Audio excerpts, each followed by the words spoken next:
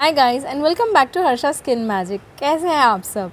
I'm so sorry I had not been shooting these days and there was a specific reason I couldn't do it because Ganpati के दिनों में when I was frying those bhajiyas तो उसमें से तेल के कुछ छींटे मेरे chin and neck area पे उड़ के आए थे जिसकी वजह से I had bad boils over here and here. You can see few pigments over here.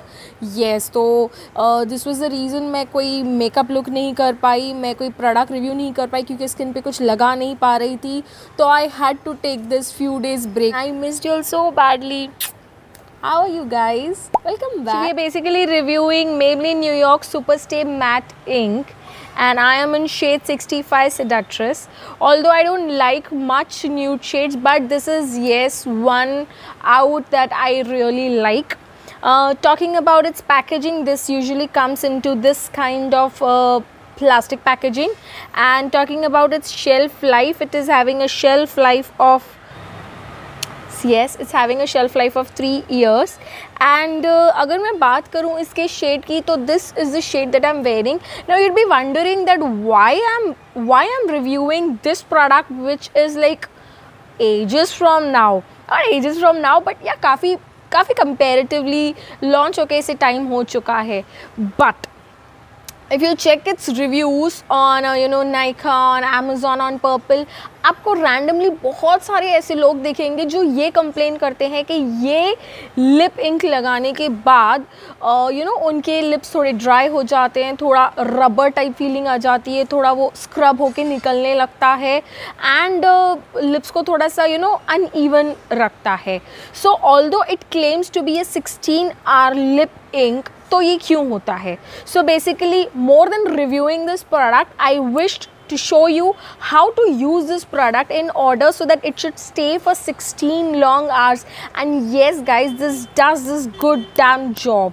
See Kabir, hi Kabir is also here today.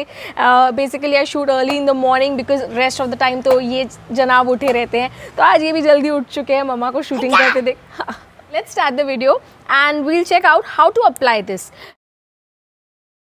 जिस तरीके से हमारे स्किन केयर की ज़रूरत होती है मेकअप के पहले, उसी तरह लिप केयर की ज़रूरत होती है लिपस्टिक के पहले.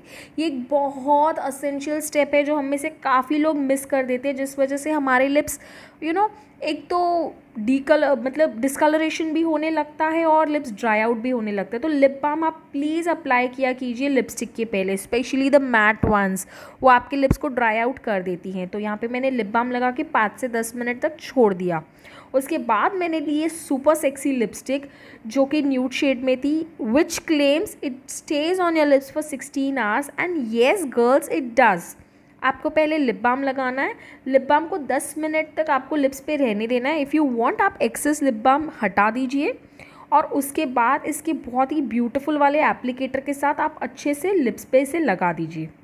लिप्स पे लगाने के बाद या लिप्स पे लगाते टाइम आपको आपके लिप्स को बिल्कुल भी मैश नहीं करना है, जो इसका एक USB एक चीज़ है जिसकी वजह से ये ख़राब हो जाती है. आपको आपके लिपस्टिक को 5 से 10 मिनट ड्राई होने देना है. ये थोड़ा ज़्यादा टाइम लेती है ड्राई होने के लिए compare to the other once.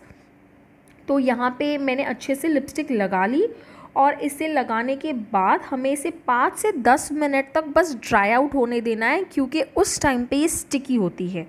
और अगर हम अपने लिप्स को मैश करते हैं like the usual habit that we have, उस केस में ये रब आउट होने लगती है लाइक रबर पार्टिकल एंड अच्छा लुक नहीं देती है. तो यहाँ पे मैंने लिपस्टिक लगाई. अपने एडजेस को कवर करना बिल्कुल ना भूलिए, क्योंकि वहाँ पे लिपस्टिक नहीं दिखती है तो अच्छा नहीं लगता है. जब ब्रश का एप्लीकेटर लिपस्टिक का एप्लीकेटर इतना अच्छा हो तो वो अच्छे से लग ही जाता है. तो yes, here I am done and I will stay here for 5 to 7 minutes and this is going to stay with me all day then. So wasn't it a useful video? If yes, please like the video, do subscribe the channel if you are new to the